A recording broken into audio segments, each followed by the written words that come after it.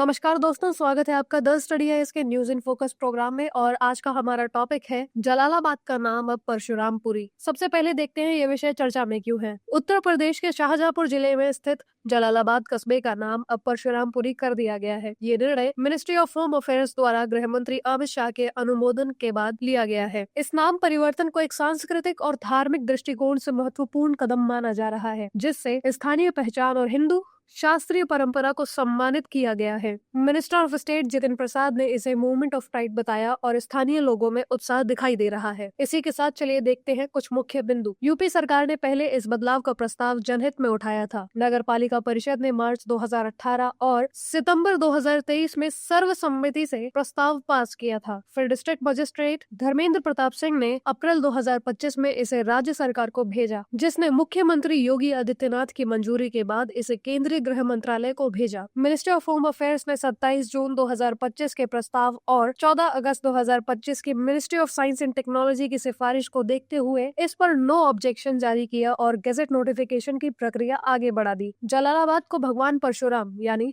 विष्णु के छठे अवतार की जन्मभूमि माना जाता है। यहाँ एक प्राचीन मंदिर भी स्थित है। परशुरामपुरी नामकरण इसे धार्मिक मान्यता और सांस्कृतिक गौरव से जोड़ता है। निवासी, भक्त और स्थानीय संगठनों ने वर्षों से यह मांग की थी और अब इस बदलाव को कल्चरल हेरिटेज ऑनरिंग के रूप में देखा जा रहा है। ये नाम परिवर्तन मुगल काल के अवशेष जलालाबाद अकबर द्वारा स्थापित से हटाकर एक भारतीय और हिंदू प्रतीकात्मकता की ओर एक प्रतीकात्मक परिवर्तन है। Minister of state Jitin Prasad ने home minister Amit Shah, prime minister Modi और सीएम योगी आदित्यनाथ को धन्यवाद कहा और इसे मोमेंट ऑफ प्राइड करार दिया। चलिए अब देखते हैं जलालाबाद के बारे में। जलालाबाद जो अब परशुरामपुरी है, उत्तर प्रदेश के शाहजहांपुर जिले में स्थित एक कस्बा और नगर पालिका क्षेत्र है। ये शाहजहांपुर शहर के पास है और विधानसभा क्षेत्र में भी शामिल है। जलालाबाद विधानसभा क्षेत्र संख्या 132 के अंतर्गत आता है और एमएलए हरि प्रकाश वर्मा द्वारा प्रतिनिधित्व किया जाता है। 2001 की जनगणना के अनुसार जनसंख्या लगभग 31,112 थी, जिसमें पुरुष और महिला आबादी लगभग बराबर थी। साक्षरता दर राष्ट्रीय औसत से थोड़ी अधिक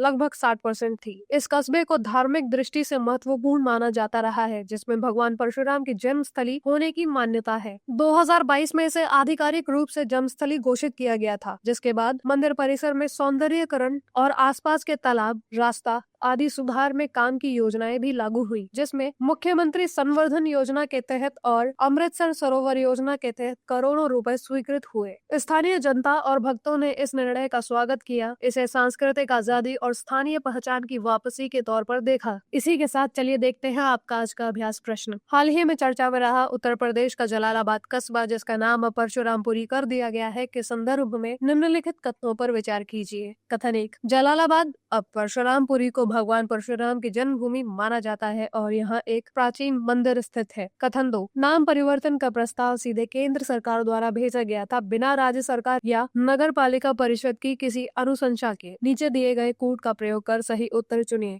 ऑप्शन ए केवल 1 सही है, ऑप्शन बी केवल 2 सही है, ऑप्शन सी 1 और 2 दोनों सही है, ऑप्शन डी न तो 1 सही है और न ही 2। अपना उत्तर हमें कमेंट करके अवश्य बताएं। धन्यवाद। जय हिंद, जय भारत। डियर स्टूडेंट्स, हमारे चैनल को लाइक, शेयर, सब्सक्राइब करें और अपनी तैयारी को और बेहतर बनाएं।